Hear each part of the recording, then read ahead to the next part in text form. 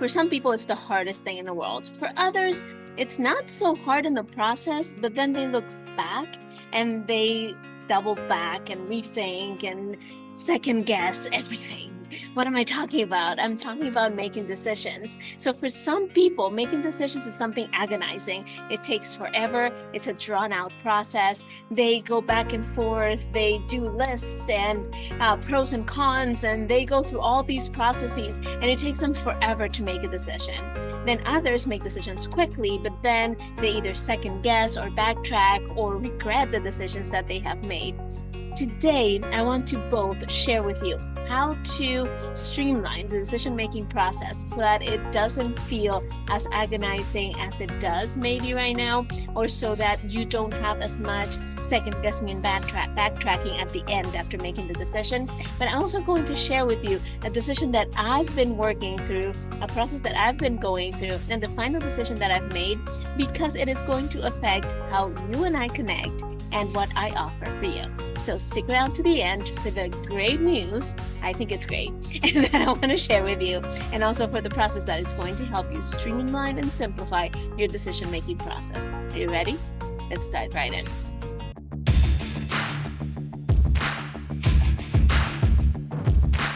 So why is it that decision making can feel so daunting and so agonizing and so horribly hard? Well, there are several reasons. In my experience, what is the most trying, what is the most difficult, is the fear that we might be making the wrong decisions. The fear that we might make a choice or go down a path or a road that might affect us or others in a way that we consider less than positive.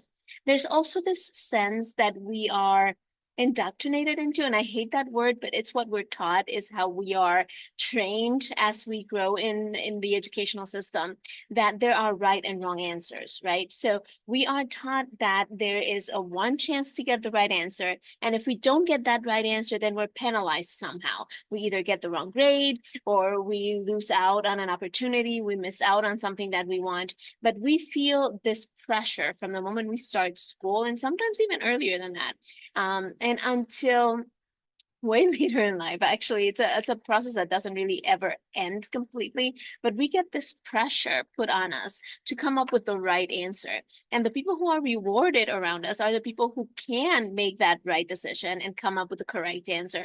And the people that don't come up with the right answer are either shunned or not seen quite as smart, or somehow they don't get the rewards that the ones who get the right answers experience. And so we are brought up in a system that rewards being right and punishes being wrong, when we don't understand that being wrong is essential. Being wrong, quote unquote, right? Making mistakes, not getting it perfectly right the first time, is essential to growth and to enhancement.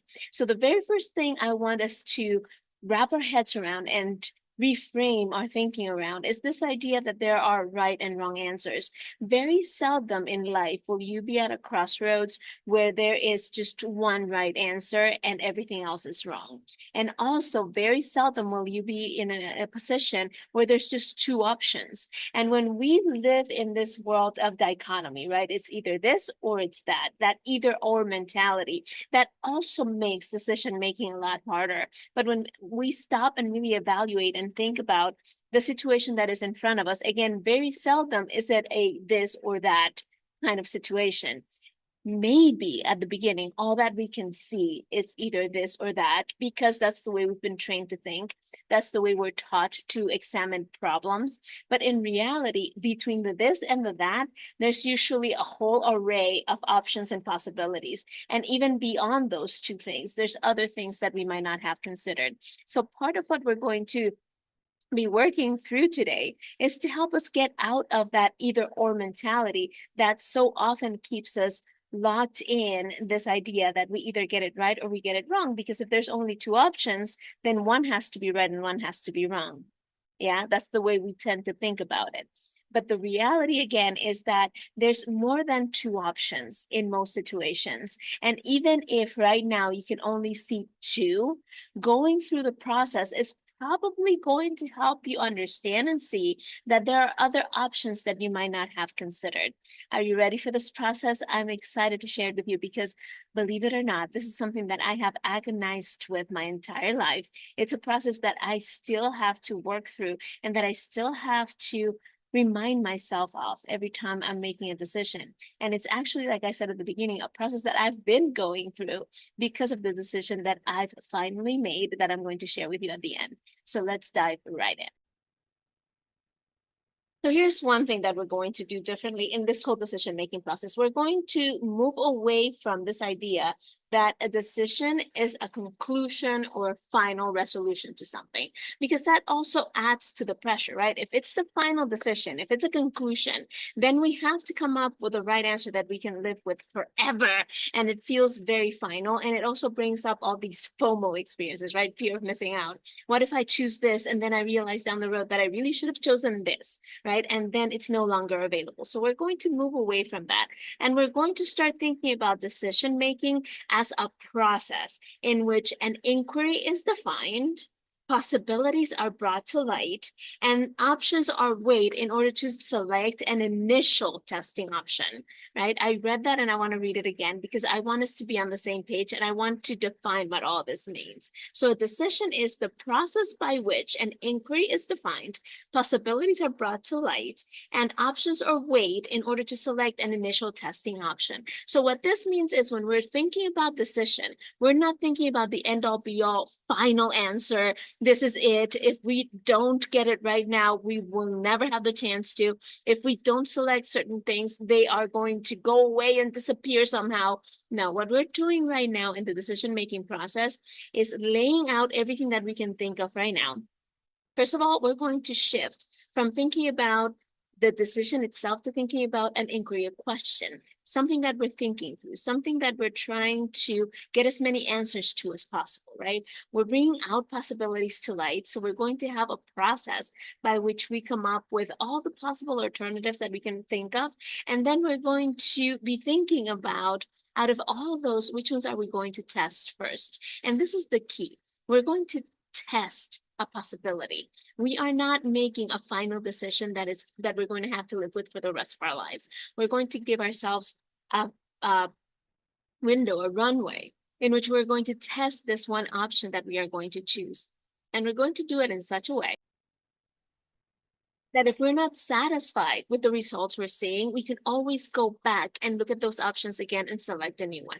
So this process that we're going to go through has 5 overall things that we're going to be doing. The first is we're going to create a clear and compelling roadmap. We're going to see where we are and where we want to be. And we're going to start thinking about, if my desire is to go from A to B, what are the things that need to happen in order for me to move closer to B? So we're not just thinking about one jump, one huge jump from where we are to where we want to be magically. We're understanding that there is a roadmap, that there is a path that we're going to follow, and that there are several steps along the way. And if we don't get it right on the first step, there's the second, and then there's the third, and then there's the fourth, right? So we are giving ourselves a runway in order for us to reach that final outcome that we're looking for. And we're not pinning all of it on one decision. The second thing we're going to do is turn that roadmap, path that we want to take, into an inquiry or an initial testing option. So we're going to create a question. And that question is going to be the thing that propels us into making that initial decision that we're going to test. Because from that question, we're going to come up with a pool of options. And from that pool of options, we're going to formulate what I call commitment statement, which is what we are going to then finally set checkpoints in order to see whether that statement is true or not. Sorry, I had to sneeze. I think I paused it on time. At any rate, so the first thing is creating a clear and compelling roadmap. That is where we become crystal clear about where we are and where we want to go. That doesn't mean that we know every little step that we need to take. We just decide for sure, or we make a clear assessment of what it is that we are looking to accomplish and what needs to happen in order for us to get there. Makes sense. So the very first thing we're going to do is we're going to define the issue, the topic, or the situation that we are making this decision around. Because very often we're not even sure about why we're making the decision or why this is important right now. So is it something that has to do with your family? Is it something that has to do with your work or your business, like my decision? Is it something that has to do with your health or your finances? What is it that it has to do with? What is the situation around it that is making you make a decision? In this case, that I am going to be sharing with you, my decision has to do with my business. And the situation around it is that I got to a point where my business was not being built. It was not taking shape in the way that I initially intended it, and it was not taking shape in a way that matched my values or my desires. So I was finding myself spending a whole lot of time talking to people in conversations that didn't lead anywhere. I was finding myself spending a whole lot of time going to a whole bunch of events that didn't yield the results that I wanted. I was finding myself working through situations with my clients that were not what I initially intended. And I was finding myself in a space where some of my boundaries, a lot of my boundaries, in fact, were being moved or shifted or not respected. They weren't being enforced. And that is something that I feel very strongly about because my boundaries are built around my values. And so I was finding myself spending less and less time with my family, spending less and less time doing what I really enjoyed and what I really loved. And so I needed to lay out and understand that this was the situation. And then what I needed to do was figure out, okay, what is my ultimate desired outcome? What is it that I really want to do? How do I want my business to look? How do I want this situation to look? What do I want it to be like at the end? And I laid out some things for myself. You need to do that for yourself that helped me understand why I was feeling so dissatisfied with my business at the moment, right? Then I needed to establish a desired time of arrival. So how long am I willing to put up with things as they are? Or what am I willing to how long am I willing to endure some things that are less than ideal in order to get to the place where I really want to be at? And by when do I want it, right? In my case, my desired time of arrival is actually by my birthday, which is in May. So I have how many months? I don't even know, like 8 or 9 months until then to get some things in order. Now, the next thing that's really important is your criteria for success. In this step, you're thinking, okay, how do I know that I'm making progress? And how am I going to know that things are going right?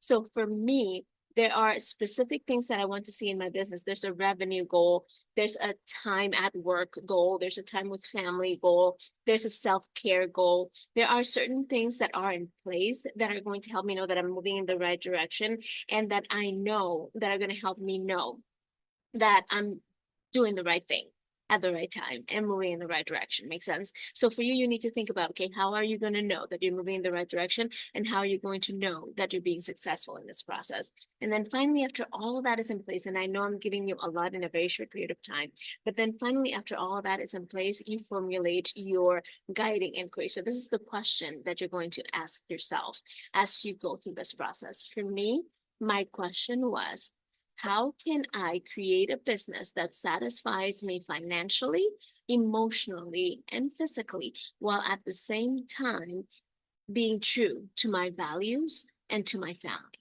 right? So I needed to make sure that my question included my business structure, but that it also included my family, my faith, and my values. And so that's why my question was, like I said, how can I create a business that satisfies me financially, physically, and emotionally, but that also is true to my values and my family? And that was the question that I kept asking myself throughout this process to help me. Now, after you formulate your guiding inquiry, after you turn your situation and all the clarity that you gain from the first step into one question that is going to drive your decision-making process, the next thing is to create a pool of options. Now, I'm going to invite you to do three things in this process, three things. The first one is sit down in a quiet, calming space, set it up so that you are relaxed and focused, the nice music, the candles, the lighting, whatever you need, but make sure that you're free of distractions for at least 5 minutes. And you're going to set a timer And you're going to sit down with a blank sheet of paper and your question in front of you. You can have your question in an index card. You can write it at the top of the page, whatever works for you. But you're going to have your question visible to you. And you're going to have a piece of paper or a journal to write your answers in. And you're going to set that timer for 5 minutes. And for 5 minutes uninterrupted, you're going to write out every single answer that comes to mind to that question. So when I'm looking at my question of how can I build a business that satisfies me financially, physically, emotionally, while at the same time being true to my values and to my family, I have under things like I need to fast and pray. I need to make sure that my business only takes up 3 hours a day, 4 days a week, because I need the rest of the time for my family and my church. I need to make sure that my business is helping people. I need to make sure blah, blah, blah, blah, blah, blah. Right. So I need to write down everything that comes to mind about how can I answer that question in a way that is satisfactory and then moves me forward. So that's the first thing, 5 minute brainstorm, uninterrupted, unfiltered.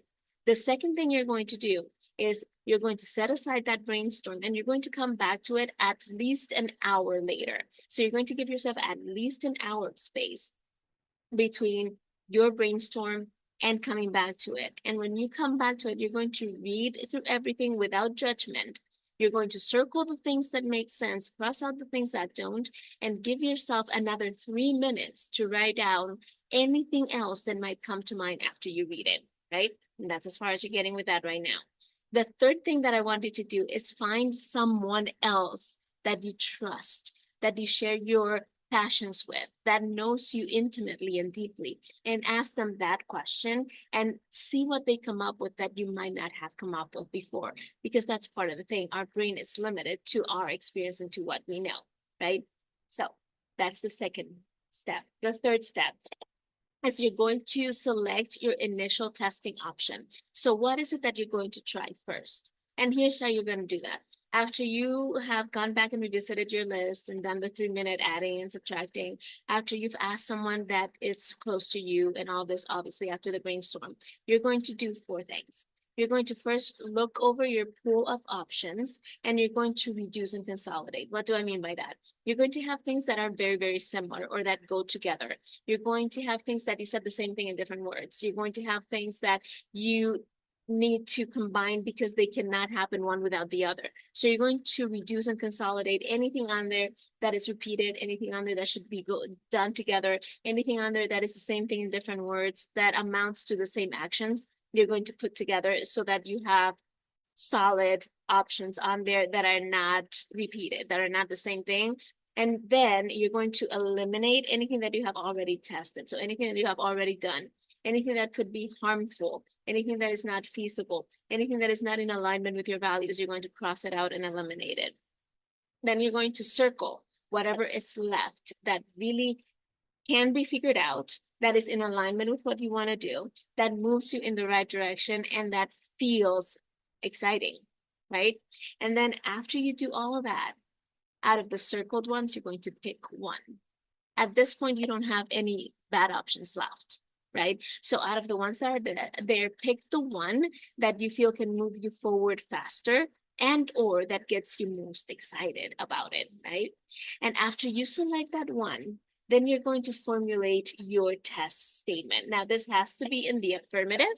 This has to be something that is framed in the positive and something that you are able and willing to commit to doing for a certain period of time. And I would say for at least a month.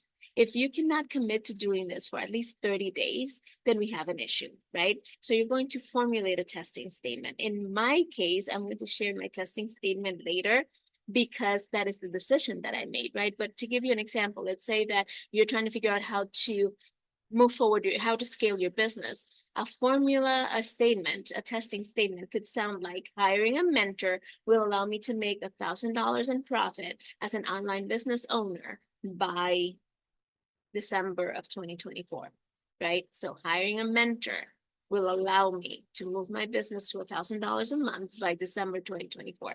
That is just an example. For you, it might be hiring a virtual assistant is going to free up the time that I need in order to be with my family and conduct my business. Make sense? So it has to be a statement created in the positive, and it has to be something that you can commit to for the next 30 days to a year, right? And now here's the kicker: the testing statement you are committing to. You're going to do everything in your power to prove it right. This is where we go wrong most of the time. We formulate these ideas or we make these goals, but then we start second guessing and we start thinking about all the ways it can go wrong.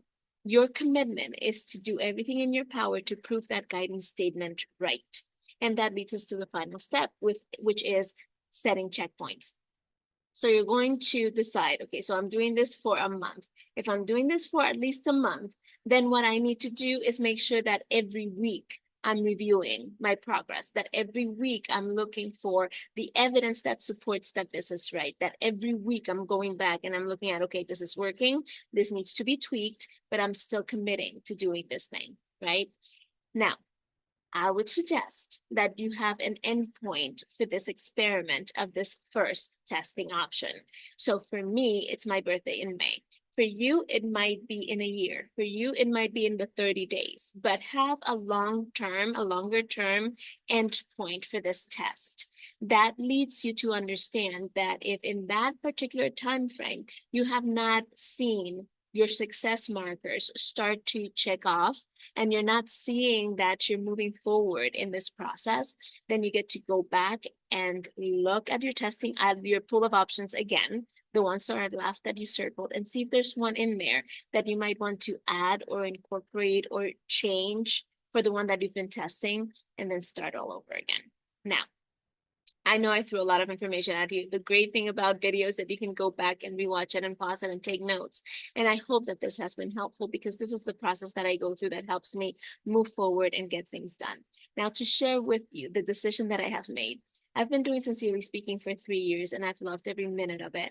And I know that it has helped and supported a lot of you in a lot of ways, but it's not reaching the people that I know I'm called to serve in the way that I know I am meant to serve them.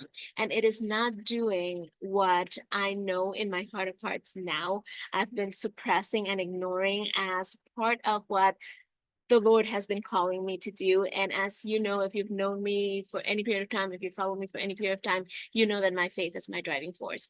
And so I've made the decision to suspend Sincerely Speaking as it is for at least the next 8 months, at least until my birthday.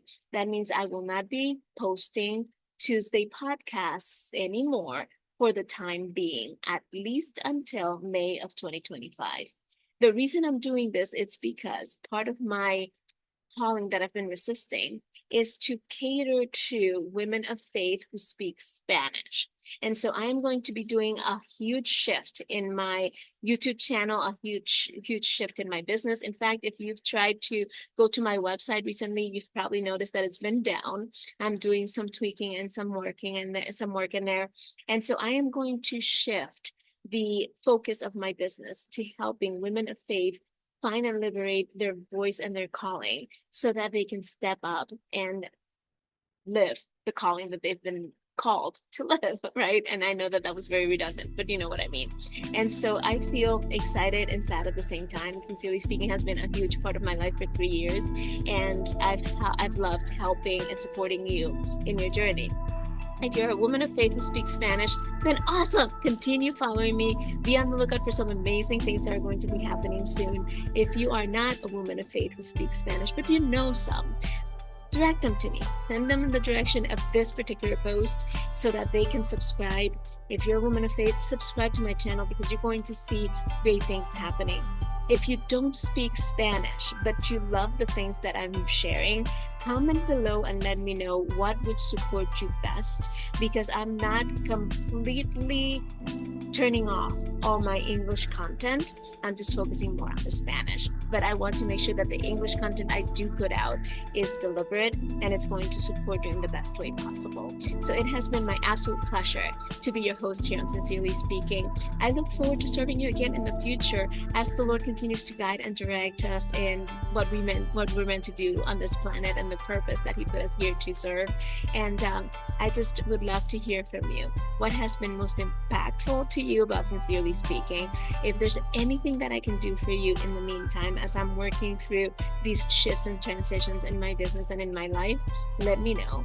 And as always, I am here for you. You can always go back and search for old episodes and send me a note. You can always write me at marcy@marcyamaro.com if you have any questions.